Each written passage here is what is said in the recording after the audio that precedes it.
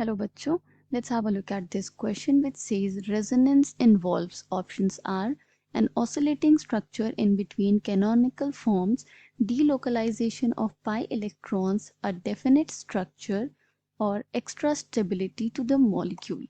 यहाँ हमें चार डिफरेंट ऑप्शंस प्रोवाइडेड हैं जिसमें से हमें फिगर आउट करना है कि कौन सा option is correct regarding resonance। The key concept here is resonance। पहले हम resonance समझ लेते हैं क्या होता है। So resonance is the ability of a species or a compound to move its pi electrons within a system। के तो एक कंपाउंड में जिसमें पाई इलेक्ट्रॉन्स प्रेजेंट हैं तो उनका जो मूवमेंट होता है that is termed as resonance, जिसे हम डीलोकलाइजेशन ऑफ इलेक्ट्रॉन्स भी बोलते हैं। Okay, so it is delocalisation of pi electrons. Example लेके हम इसको समझने की कोशिश करते हैं। फॉर एग्जाम्पल हम फिनॉल ले लें, अ कंपाउंड। ओके, तो फिनॉल का स्ट्रक्चर क्या होता है? It is this. बेंजीन में OH ग्रुप अटैच्ड है, इसमें तीन पाई बॉन्ड्स प्रेजेंट हैं जो कि ऑल्टरनेटिव पोजीशन पे हैं, तो इनमें कॉन्जुगेशन हो सकता है। ऑक्सीजन जो यहाँ पे अटैच्ड है it has a lone pair. Okay, तो अगर ये लोन पेयर यहाँ शिफ्ट हो जाएगा तो जो पाई बॉन्ड्स हैं it will move like this. Okay, तो हमें जो स्ट्रक्चर मिलेगा वो कौन सा स्ट्रक्चर होगा? It will be oxygen atom में अब डबली बॉन्डेड हो जाएगा। यहाँ से जो पाई बॉन्ड शिफ्ट हुआ था वो नेगेटिव चार्ज की तरह आ जाएगा और दूसरे बॉन्ड्स जो हैं वो सेम रहेंगे। ओके, अब ये जो इलेक्ट्रॉन्स थे ये यहाँ मूव करेंगे तो ये pi electron as negative charge हमें मिल जाएंगे और जो स्ट्रक्चर मिलेगा हमें that will be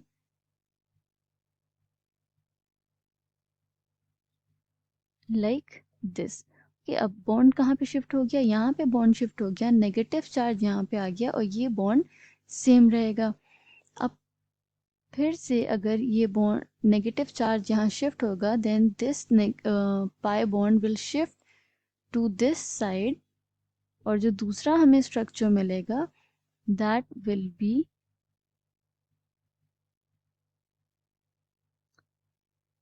like this. अब नेगेटिव चार्ज कहाँ गया? नेगेटिव चार्ज यहाँ पे आ गया। बॉन्ड्स कहाँ पे शिफ्ट हो गए? लाइक दिस, बॉन्ड्स यहाँ शिफ्ट हो गए। ओके, अब जब लोन पेयर डोनेट करने के बाद ऑक्सीजन के पर कौन सा चार्ज डेवलप हो गया था? Positive charge, right.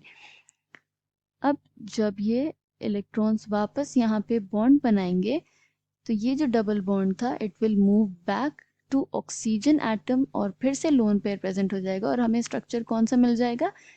हमें फर्स्ट स्ट्रक्चर दोबारा मिल जाएगा। तो यहाँ पे क्या हो रहा था? यहाँ पे डीलोकलाइजेशन ऑफ पाई इलेक्ट्रॉन्स हो रहे थे जिसे हम रेजोनेंस कहते हैं। और इन डीलोकलाइजेशन ऑफ पाई इलेक्ट्रॉन से जो हमें डिफरेंट स्ट्रक्चर्स मिले हैं इनको क्या बोलते हैं? रेजोनेटिंग स्ट्रक्चर्स या कैनोनिकल फॉर्म्स कहते हैं। तो इन्हीं के बीच में जो ये इंटरचेंज होते रहते हैं okay within fractions of second. तो the statement which says resonant involve an oscillating structure in between canonical forms is correct. The second option which says delocalization of pi electrons, तो इस example की help से हमने देखा यहाँ पे delocalization हो रहा था pi electrons का, तो this is also correct. It provides a definite structure or it involves a definite structure. तो this statement is incorrect क्योंकि यहाँ पे एक definite structure नहीं होता है, delocalization हो रहा होता है जिससे जो different canonical forms हैं वो interchange हो रहे होते हैं rapidly, तो definite structure नहीं होता है। It provides extra stability to the molecule. This is correct. Resonance provides extra stability to the molecule.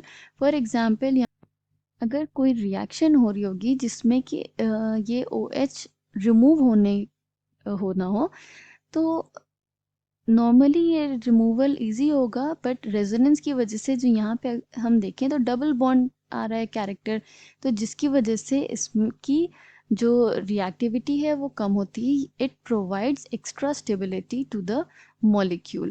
Okay, so this statement is also correct. So resonance involves an oscillating structure in between canonical forms, delocalization of pi electrons, and extra stability to the molecule. All these statements are correct. I hope you understood it well. Thank you and best of luck.